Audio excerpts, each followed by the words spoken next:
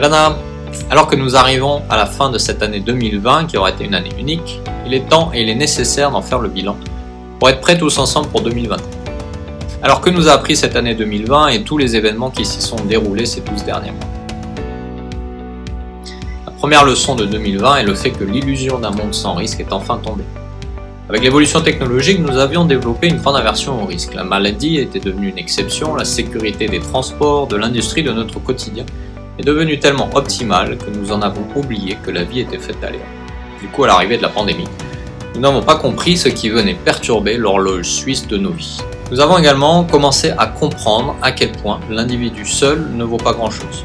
Dans une société sans risque, il est facile de croire que l'individu peut tout et n'a pas besoin des autres. Mais face à la réalité de notre échelle et face à nos fragilités, nous commençons à comprendre que c'est ensemble que nous sommes plus forts, plus utiles et plus bons.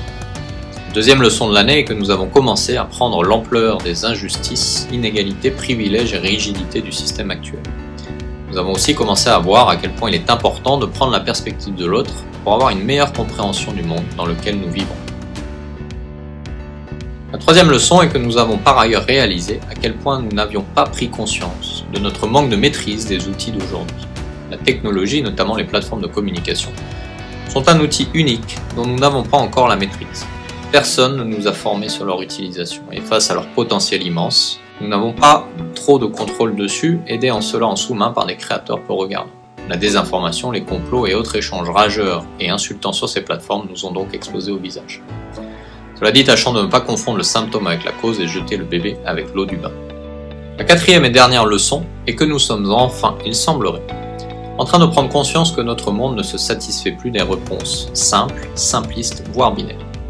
Et nous voyons les leaders qui se vantaient de ces réponses simplistes s'écrouler petit à petit face à la complexité du monde.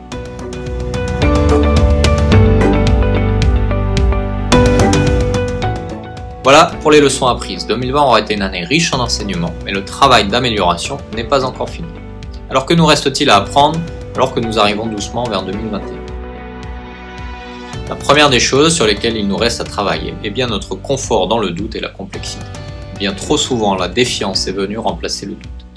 Si elle était présentée sous les beaux atours du questionnement, commun au doute, elle n'en était pas moins qu'une illusion, venant justifier des théories aberrantes, des rejets des fondamentaux de la science et de nos sociétés.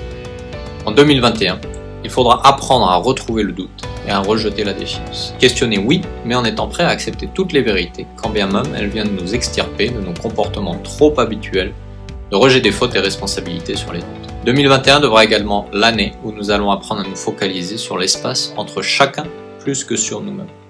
Ce qui compte, ce n'est pas moi, c'est moi et toi. C'est nous et notre capacité à faire de l'espace qui nous sépare un espace de collaboration, d'écoute, d'accueil et de développement partagé. De l'âge du développement personnel, il nous faudra migrer à l'âge du développement humain. Cela nécessitera de comprendre à quel point nous sommes interdépendants et interconnectés, bien sûr avec nos proches et celles et ceux qui partagent nos communautés immédiates, mais au-delà avec chaque membre de l'espèce humaine. Ne plus trouver l'excuse de la frontière pour ne pas s'intéresser à l'autre. Ne pas trouver l'excuse de mon bien-être pour refuser un geste au bénéfice de l'autre. Comme l'illustre parfaitement la culture zoulou avec son concept d'Ubuntu, 2021 devra être l'année où nous réalisons que j'existe au travers de toi et que mes décisions, mes choix ne peuvent jamais être complètement déconnectés des tiens.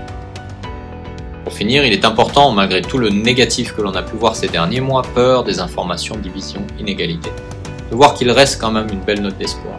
Ce challenge, comme tous les autres, l'humanité est en train de le surmonter.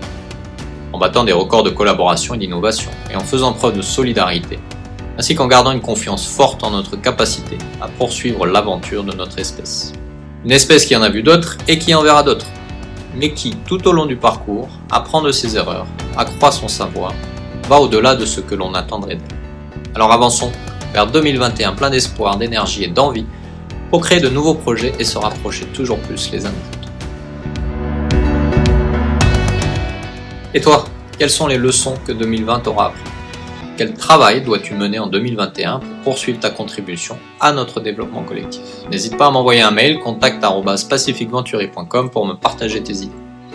D'ici là, je te souhaite de très bonnes fêtes de fin d'année, une très belle année à venir et à très bientôt j'espère. Nana.